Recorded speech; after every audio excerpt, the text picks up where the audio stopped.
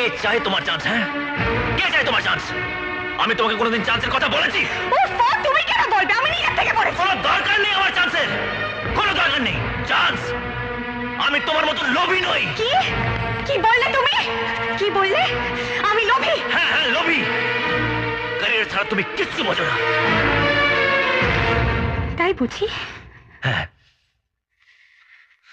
আমার তো মনে হচ্ছে আসল কথাটা একটু অন্য। কি কি আসল কথা কি? আমি মুম্বাইতে হিন্দি ছবির গান গাইতে যাচ্ছি, আর তোমাকে কলকাতায় বসে আমার জন্য অপেক্ষা করতে হচ্ছে।